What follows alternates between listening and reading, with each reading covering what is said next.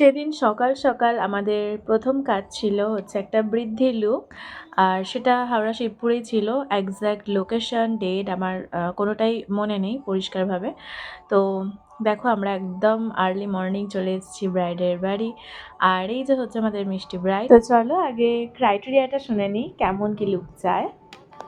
একদম হালকা বেস, চোখের তলায় হালকা কাজল আর ওপেন হেয়ার। আর কালকের লুকটা কেমন ছিল? খুব ভালো লেগেছে, সবাই বলেছে খুব ভালো হয়েছে। না না কিছু বলেনি, খুব ভালো হয়েছে। কালকে চোখের মেকআপটা খুব ভালো লেগেছে। Thank you. তো ব্রাইডের সমস্ত ডিমান্ড জেনে তারপরে কাজ শুরু করা হলো। এখানে ব্রাইডের যে স্কিনটা দেখছো, স্কিনে একটু গর্ত গর্ত টাইপ ছিল, সেটা ভালোভাবে ভিজিবল ক্যামেরাতেও। তো আগে স্কিন প্রিপারেশনটা কিন্তু তার জন্য খুব ভালোভাবে করতে হতো।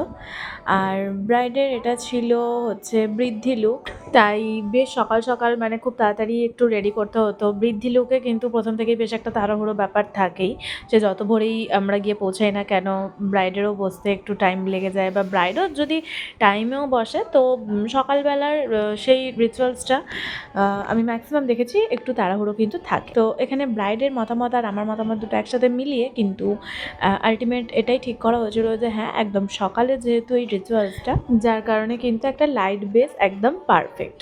কারণ যত পরপর লেয়ার পড়তে থাকবে তত কিন্তু মানে সকালে সেটা ট্যাকল করা খুব মুশকিল হয়ে যাবে। সেটা শুধু সকাল বলে না, আমি প্রত্যেকটা লুকের ক্ষেত্রেই বলছি, একটা ইভিনিং যে ব্রাইডাল লুক থাকে সেটার ক্ষেত্রেও বলছি বেশি লেয়ারের দরকারই নেই।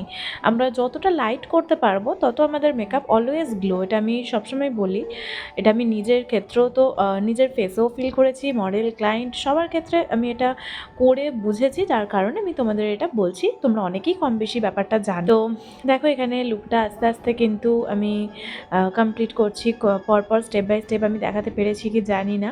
তাও এখানে দিদিটার রিং লাইট ছিল, তো সেক্ষেত্রে সুবিধা হয়েছে, রিং লাইটেই আমি ফোনটা লাগিয়ে ভিডিওটা পুরোটা করার চেষ্টা করেছিলাম। তাও আমি মাঝে মধ্যে খেয়াল করি না, আমিই চলে এসেছি ক্যামেরাতে মাঝে মধ্যে।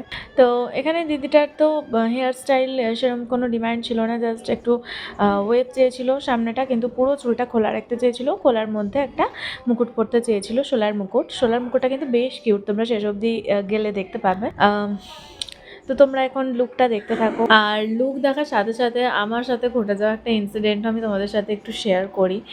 যদি তোমাদের কারোর থেকে কোনো হেল্প পাই তো ভীষণ ভালো হয়। আমার প্রায় 15 দিন মতন হতে যায়, ফেসবুক থেকে হঠাৎ করেই আমার 10টা মতন ফটো ভিডিও সব ফেসবুক রিমুভ করে দিয়েছে। বাট কোনো নোটিফিকেশন কারণ কিছুই আমি জানি না, কিছুই আমাকে মানে ফেসবুকে পাঠানো হয়নি। তো এটা তোমাদের কার কার সাথে হয়েছে বা কেন হয়েছে, যদি এর সলিউশন কিছু জানা থাকে তো প্লিজ আমায় জানিও। কারণ সেদিন থেকে মনটা ভীষণ খারাপ, মানে কোনো কিছু পোস্ট করতে ইচ্ছাও লাগছে না। কারণ আফটারঅল তার মধ্যে বেশ কিছু ভিডিও ছিল যেগুলো অনেকটা পরিশ্রম করে বানাতে হয়েছিল, অনেকটা পরিশ্রম, অনেক রাত হয়ে গিয়েছিল ইভেন শ্যুট করতে করতে। তো তারপরে এডিট তো থাকেই, যার কারণে অনেকটা ডিসঅ্যাপয়েন্টেড হয়ে গিয়েছিলাম। তো ব্যাস এটাই শেয়ার করার ছিল।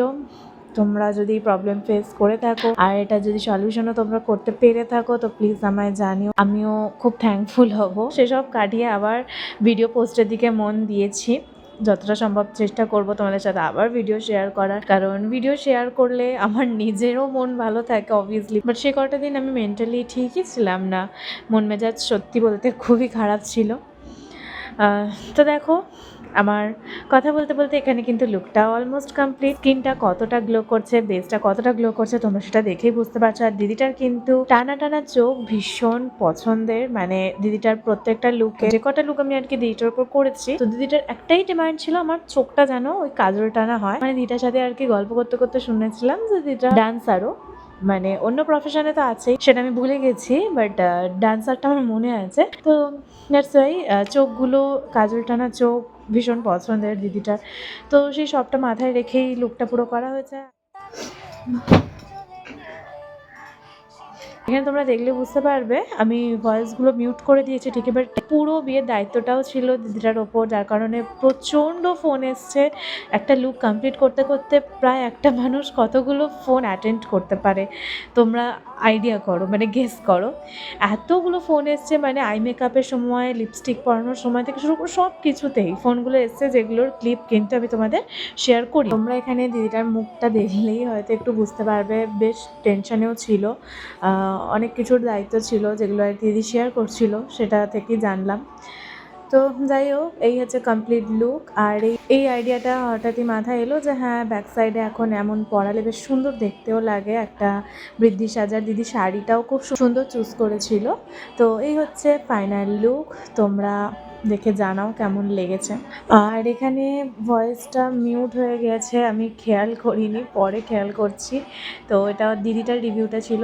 তো যাই হোক, ভিডিও ভালো লাগলে অবশ্যই লাইক কমেন্ট শেয়ার করে দেখা হচ্ছে নতুন ভিডিওতে। টাটা।